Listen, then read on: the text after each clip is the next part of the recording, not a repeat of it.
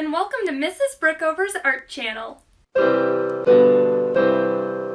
Today we are going to be creating a sketch of a ladybug on a leaf. Here's what it will look like in the end. To do this, you're only going to need a couple of things. We're going to need a piece of plain white paper, a regular pencil, mine has the Little Mermaid, and I used colored pencils, but you can use colored pencils, crayons, markers, whatever you have available at home. And you're only going to need 3 colors: red, green, and black. To begin, I'm going to start with my regular pencil, and to make my ladybug, I'm going to start right about in the center of my paper with a nice capital T. And feel free as you're watching this video to pause as you need to if you make a mistake, need to go back and correct, or if you need to rewatch and do a section again, feel free to rewind at any time. From there, we're going to make this into an umbrella. I'm adding a curved line over the top, and then we're going to add 2 legs at the bottom, kind of like an upside down Y. Now this is going to be our ladybug's body, particularly the pronotum. This is going to be the area for the abdomen and wings. So to add those wings, I'm going to curve out slightly from the pronotum down to the line I made here, and do the same on the other side. My main concept for today is symmetry. We've talked in class about how our bodies are symmetrical, and so are insect bodies. They're generally the same on both sides, and this line from my capital T portion, that represents my line of symmetry for my ladybug. All right, from here we're going to add our ladybug's head with another curved line over the top. This will be kind of like a dome shape, and it should be considerably smaller than the pronotum. And then at the bottom here, we're going to add the bottom part of the ladybug's abdomen that's sticking out under the wings, because remember, this shell covers the ladybug's wings. All right, from here we can begin adding some details like spots. Most ladybugs have spots. I'm going to draw 2 spots on the top of the ladybug's head. No, those are not eyes. The eyes would actually be in the front here. We're doing this from an aerial perspective, meaning from the air. That's also called a bird's eye view, where a bird is looking down from above on the ladybug. Now my ladybug, of course, has antennae, and we're trying to make it relatively symmetrical on both sides.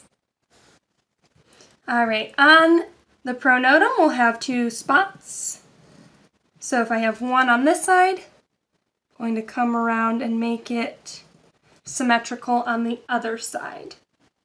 We're going to continue to do this onto the main part of the body. So if I have a spot on the left, I'll have a spot on the right. I'm going to come over and add a spot towards the edge, and do the same on the other side. My ladybug is going to have a total of 8 spots. Now in the middle, we're going to have 2 spots facing kind of on a diagonal. Then at the bottom, 2 more spots. All right, looking good. Now from there, all insects have 6 legs. A ladybug is no different. It's a form of insect. So my first 2 legs, the front legs, are going to come right off of the area where the thorax connects to the pronotum. So there's one on this side. I'm going to make it as symmetrical as I can on the other side. My next 2 legs will do just about above these spots we have on the sides, out to one side, down, and out. We talked about zigzag lines last week, not with all classes, but with some. And here's a great example of a zigzag line. Their legs are jointed, So that represents where the joints would be. And my last two legs are going to be right about in line with the center of this spot on the bottom. 1 line, change directions, 2, 3. It might help you to think about these lines being kind of lightning bolt shaped. And you can see here's my line of symmetry. If I were to fold my paper in half, everything should line up. So if I have on one side, my legs are going out, in, out. If there was a mirror in the middle, it would be a pretty close reflection. And there is the main part of your ladybug. Now we're going to come back to coloring that in just a minute. First, I'm going to sketch now my leaf. And we talked about symmetry on the ladybug. If you have a spot on one side, you have a spot on the other. And we're going to also talk about asymmetry with my leaf. So to make my leaf, I'm going to curve all the way around my ladybug. Here, let me darken up this line for you just a little bit so you can see it a little bit better.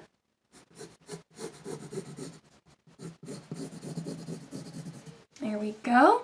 And I'm going to make a similar curve around the other side, just curving almost to the edge of my paper, not quite, leaving a little space, and down to the bottom. And this will connect to my leaf's stem. That's just going to go right off the page. With our landscape project we worked on, we talked about imagining that your artwork continues off of the page. So that's where it would connect to a tree branch, for example. Now, leaves are asymmetrical. I mentioned asymmetry just a minute ago, which means that they do not have to be exactly the same on both sides. Now, leaves do have a primary vein that go up the middle of the leaf.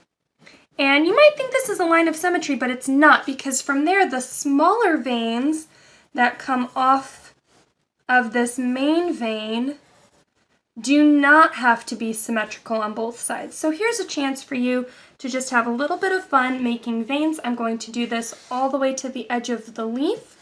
Now, do keep in mind that the vein is generally following the curve and direction of the leaf, because as leaves grow from the branch outward, the veins would be traveling outward as well. Now, my ladybug is on the top, so I'm also keeping in mind that I'm not going to draw lines for the veins over where my ladybug's body is, because the ladybug is on the top. So I'm not going to draw a line for the leaf across the body.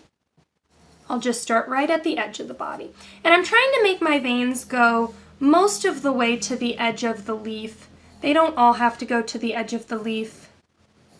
And again, I'm not worried about mirroring this exactly on the other side, because it doesn't have to be the same. Maybe right here I'll pop in a little picture of a leaf close-up, and you can see that it's not exactly symmetrical.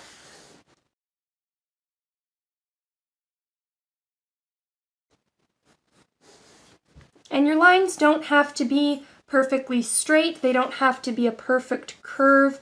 Nature typically does not have straight lines. They're always a little bit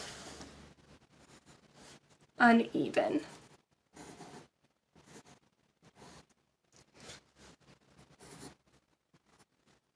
And I'm just continuing to move upward, drawing my little veins for my leaf, reaching towards the edge of the leaf at the very top. And I'm pretty happy with that. So from here, we're going to review colors before we start coloring.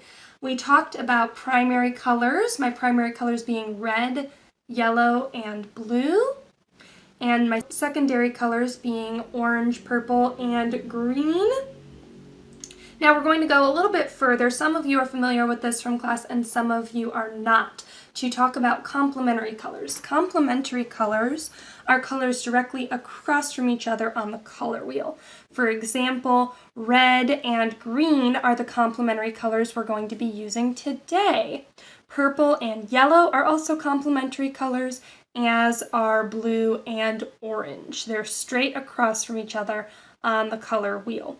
If you think about your favorite sports teams, a lot of sports teams have complementary colors as part of their uniform.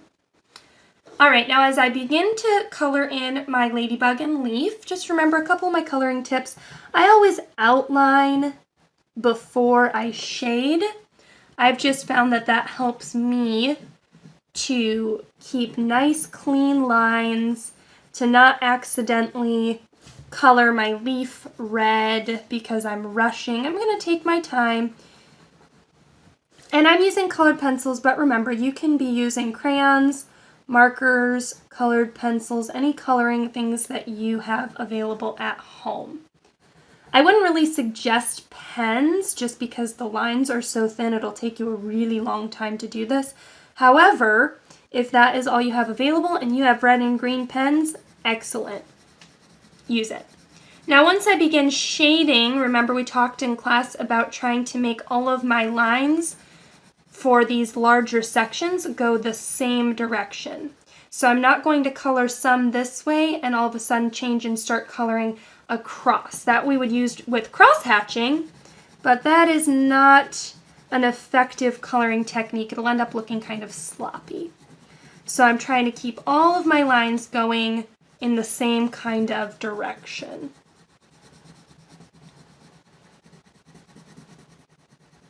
Probably going to speed up this part of the video. So get ready for fast motion. 3, 2, 1.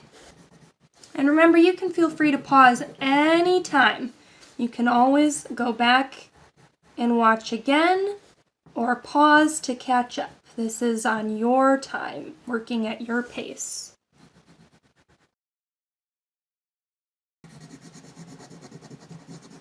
All right, and I'm done with my red. So now let's go ahead and switch to black. So first of all, I'm going to color my spots black.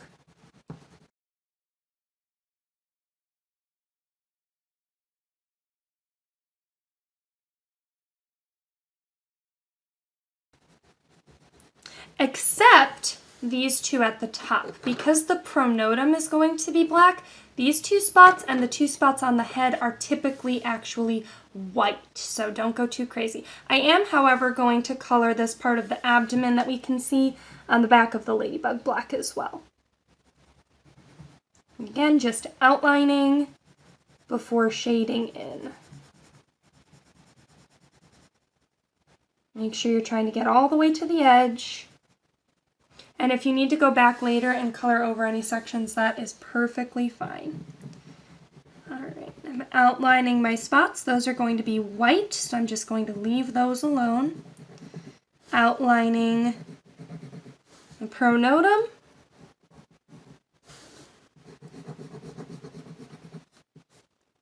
And from there, go ahead and start shading, trying to keep, again, your lines going in a similar direction. Now take your time and really try not to accidentally color your white spots black. Take your time, make it neat.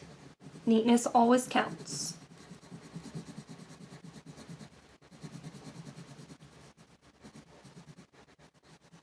Also try not to color on your leaf. Remember, we're going to go back and color the leaf green because that's my complementary color for red. And so try not to go outside of those nice lines that you've already made. Now my ladybug's head, I'm also going to color black. I'm going to go around my two spots. Again, these are spots, not eyes. Their eyes are not on the top of their head. They wouldn't be able to see a whole lot if their eyes were on the top of their head. That would be ineffective. Now you can choose to do this. I did on my original drawing. I'm going to just go back with my black colored pencil and draw a little bit harder over my antenna and legs, just so that they stand out a little bit from the veins of my leaf. Now, if you've forgotten already which ones are the legs and which ones are the veins, remember it should be symmetrical. So if they're not across from each other, that's not the leg. Also, we use those nice zigzag lines. All right, and now I am done with my ladybug. Now for the leaf, when you shade, it's okay if you color over the veins. That's not going to hurt anything. You'll still be able to see them. So I'm going to start by outlining my leaf with this nice dark green. I'm using a regular green. I didn't really like the way that the yellow green looked, and yellow green and red are not complementary colors because yellow green is one of those tertiary colors, so its complementary color would also be a tertiary color, not a primary color. Also, I wonder if you noticed that complementary colors are always, at least the 6 we talked about today, one primary color and one secondary color. Red is a primary color, green is a secondary color. All right, from here I'm going to go ahead and start shading. Now on mine, when I shaded, I tried to generally follow the curve of the leaf. So I shaded around the edge and from there brought it in. You can also color right over your ladybug's legs. They're black, it's not going to hurt anything. You'll still be able to see them. I always slow down a little bit when I actually get to my focal point of my work so that I don't accidentally make a series of lines across the focal point that shouldn't be there. And just as a quick reminder, the focal point in a work of art is where the artist tries to draw the viewer's eye. In this case, our focal point is the ladybug. The leaf is still important, but the first thing that we want people to see when looking at it is the insect. That's our focus.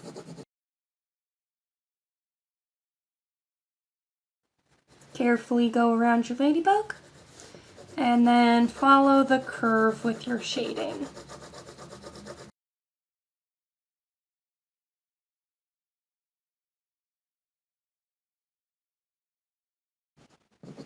This is just a little note, but kids, do remember to hold your writing utensils with that nice tripod grip. I don't want to see any of you holding your pencils like this or like this. Just 3 fingers is perfect.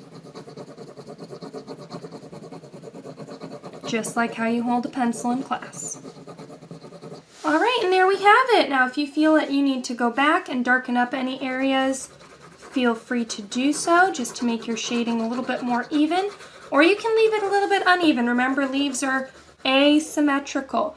Also, if you're having a hard time seeing your veins of your leaf, you can always go back over those with your black pencil just to define those a little bit more. That's up to you. That's your artistic choice. I'll leave that up to you. But there we go. We have our ladybug as our focal point. We have our leaf. We have our complementary colors of red and green. I'm going to leave it as an extra credit point on your follow-up questionnaire if you remember what kind of colors are black and white. We'll see who remembers from class. And that is all for now. Remember to submit a photo of your finished project to your art teacher in their email, or to submit a paper version of your project to your homeroom teacher when you go and turn in the rest of your work to them. We'll see you next time.